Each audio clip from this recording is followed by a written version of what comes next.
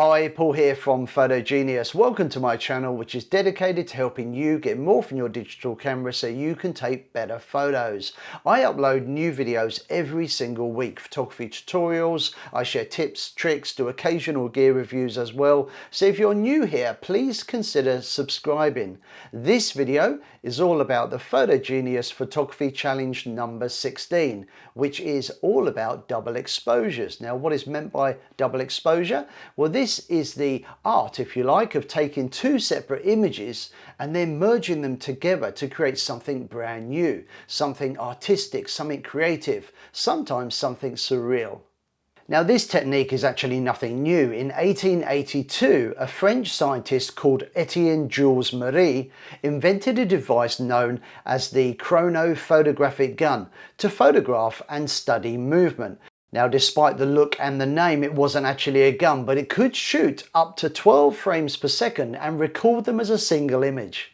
Now, when I was just 15 years old and still learning all about photography, I used to do double exposures using my very first camera, which was a mechanical film camera.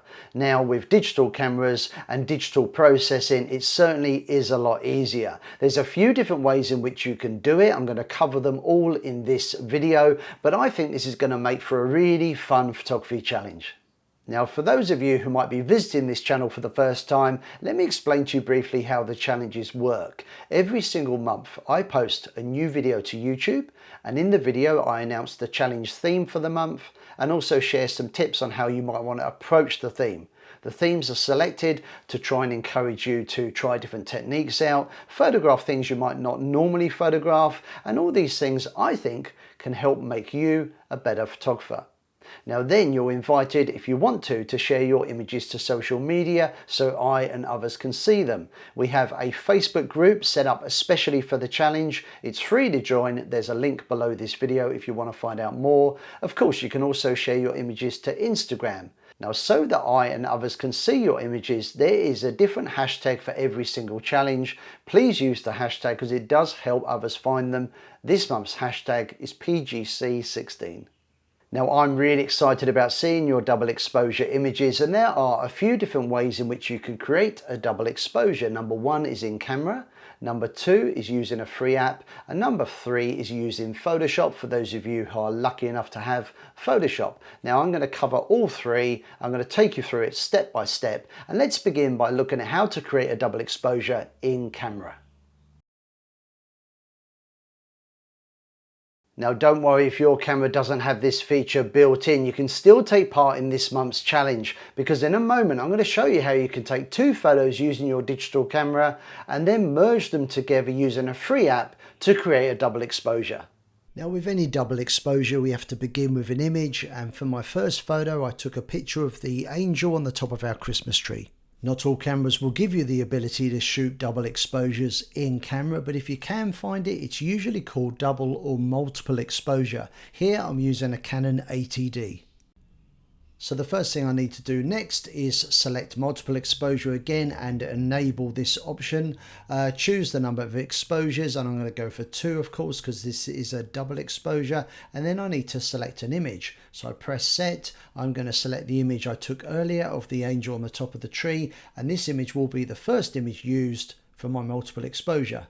Select OK, and now I'm ready to take my second image. So wanting to add some texture to the image, I thought I'd take a photo of the ripples on the water down at the bay. And once you've taken that second shot, the images are merged in camera, and here is the final image. Now, as I mentioned, if your camera doesn't have the ability to do double or multiple exposures in camera, then don't worry, because there is another way of doing this. And this is using a free app. This is actually my preferred way of doing double exposures. The app is called Snapseed. It's really easy to use. Let me show you how it's done. So let's look at how easy it is to do a double exposure using Snapseed. I start by opening up the app. The app asks me to tap anywhere to open a photo, so I'm going to go to my images, and a few days ago I took a picture of a tree, not for any particular reason, but I like the sun coming through the branches, so I'm going to go for this image as my first image.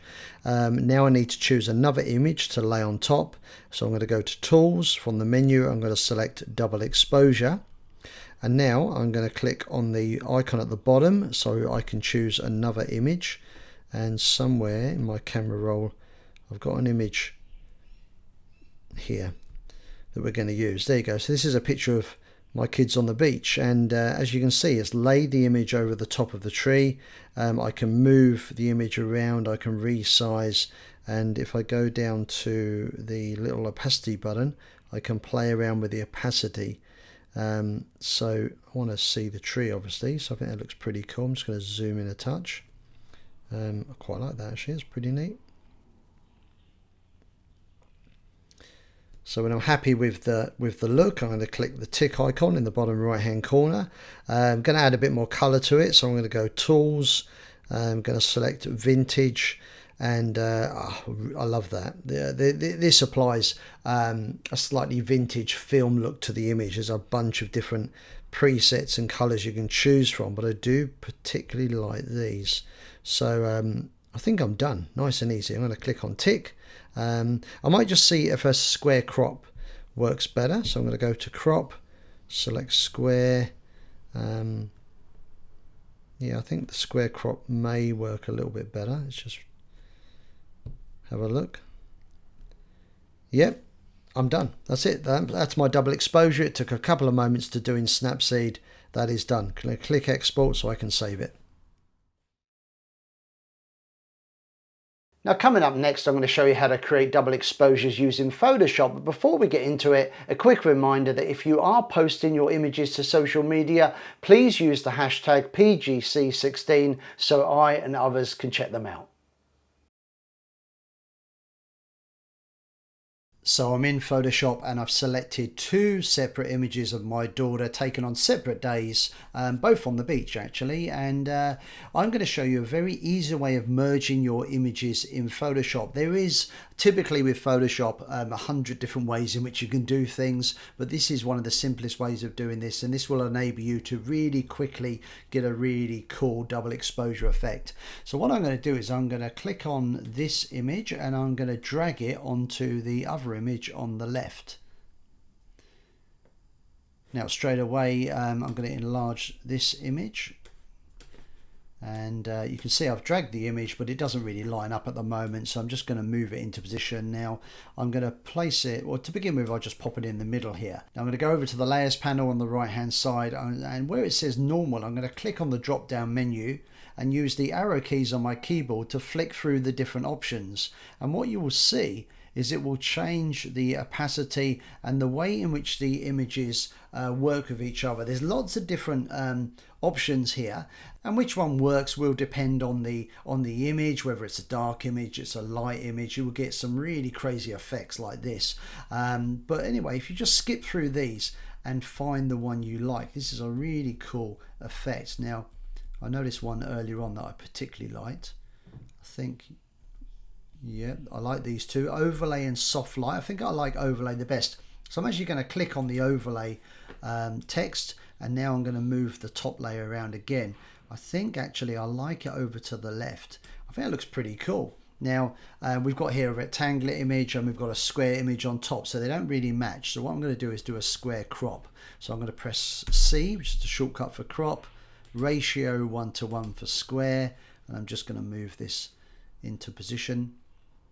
Okay, looks pretty cool. And I'm going to hit return on the keyboard, and there is our image. Now if I just press the F key, I can get rid of all the distracting text, and that is it. That's pretty easy. That's one simple way of creating a really cool double exposure effect. Now these images are still separate layers, so you can click on each individual layer and adjust the opacity if you want to. You can play around with them. You can adjust the color balance of each layer. It's entirely up to you, but this is a really cool way of doing double exposures in Photoshop. Really easy using the layers tool. So I hope you enjoyed this month's photography challenge, and I can't wait to see your double exposure photos. So please remember to use the hashtag PGC16 if you're sharing those images to social media. If you want to check out the previous challenges, I'll put a link in the description below, and I'll pop one up here as well. There's another 15 challenges to check out. Love you guys to get involved in those ones as well. Every single challenge will teach you more about your camera and make you a better photographer.